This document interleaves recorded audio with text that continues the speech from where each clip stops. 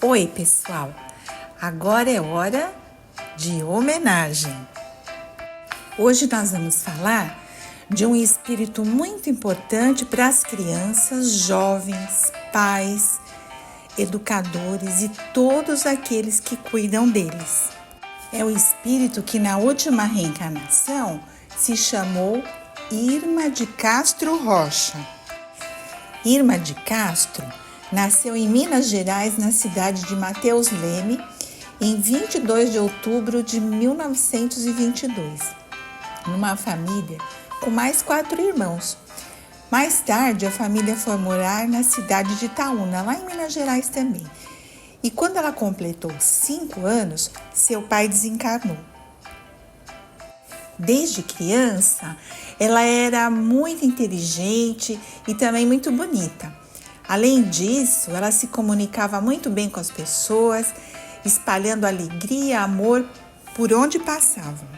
Irma de Castro foi uma aluna brilhante e ela estudou para ser professora. Ela queria muito ser professora, mas infelizmente, quando ela estava no 2º ano do curso, ela teve de abandonar os estudos, porque ela foi acometida de uma doença que ataca os rins, chamada de nefrite.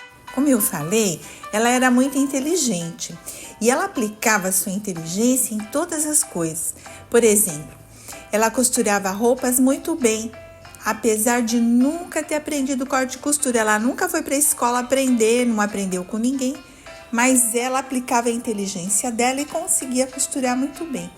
Quando mais tarde se casou, ela fez até seu vestido de casamento. Porém, era um vestido simples e modesto, como ela mesma era simples e modesta.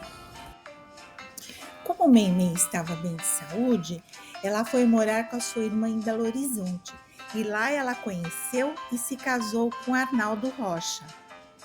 Meimei era católica fervorosa e o Arnaldo, apesar da sua família ser espírita, era ateu nessa época.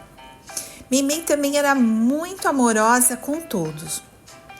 Em seu casamento, saindo da igreja, havia um mendigo ali perto cheirando mal e lhe pediu esmola. A Meimei se aproximou dele e disse assim: "Moço, eu não tenho nada aqui no momento, nem bolsa eu trouxe. A única coisa que eu lhe posso dar é um beijo." Abraçou e beijou. Desde pequena ela adorava ler. E como o marido também gostava, eles criaram o hábito de ler juntos. Na época, aqui no Brasil, foram traduzidos alguns livros sobre a China, inspirados em uma personagem chinesa chamada Meimei, que significa amor puro, noiva querida, bem amada. O Arnaldo começou a chamá-la de Meimei, mas ninguém sabia disso, era um segredo entre eles, porque era um tratamento carinhoso que ele fazia apenas quando eles estavam sozinhos. Meimei e Arnaldo formaram um casal muito feliz, eles eram muito felizes. Além de ser inteligente, bonita e afetuosa, Meimei também adorava crianças. Tanto é que toda criança que passava por ela recebia o cumprimento de "Deus te abençoe". Mas, após 2 anos de casamento, ela voltou a ficar muito doente, impedindo de realizar o seu sonho de ser mãe. A doença se agravou muito e, depois de muito sofrer, ela desencarnou em Belo Horizonte em 1 de outubro de 1946, com 24 anos de idade. Arnaldo ficou muito triste e cheio de dúvidas porque ele era ateu. Mas um dia ele acabou indo ao Centro Espírita de Chico Xavier, onde ele servia com a sua mediunidade, e lá a Meimei transmitiu várias mensagens que não deixou mais dúvidas em Arnaldo.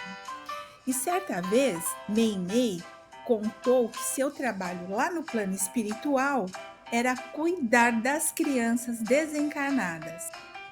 Meimei dedicou-se tão bem ao amparo, assistência aos espíritos desencarnados de crianças, com tanto amor e carinho, que os benfeitores espirituais resolveram mais tarde conceder-lhe maiores responsabilidades. Assim, ela se tornou a responsável por todas as escolas de educação espírita no Brasil e no mundo. Ela é a nossa querida mentora espiritual que ampara e protege a todos, os alunos, as famílias, os educadores. E além disso, ela escreveu muitas mensagens consoladoras através do médium Chico Xavier. Aqui, no mundo dos encarnados, ela tem sido uma inspiração para a abertura e o funcionamento de creches, escolas, lares de apoio a crianças e jovens. São instituições que levam o seu nome, atuando no campo da assistência e educação da criança aqui na Terra. Ela teve muitas existências desde os tempos muito antigos, mas a mais notável delas foi aquela que ela viveu cerca de 200 anos depois de Cristo. Por ser cristã, foi torturada e morta, junto com outros cristãos pelo Império Romano. Foi um dos mais marcantes testemunhos que ela deu, porque apesar de inúmeras e insistentes torturas físicas e morais que sofreu, ela não cedeu e continuou afirmando sua fé em Jesus até morrer. Nessa época, ela se chamava Blandina. Por hoje é só, pessoal. Que vocês sejam sempre inspirados por esse grande espírito. Gratidão à nossa querida protetora que nos auxilia sempre. Gratidão, Meimei.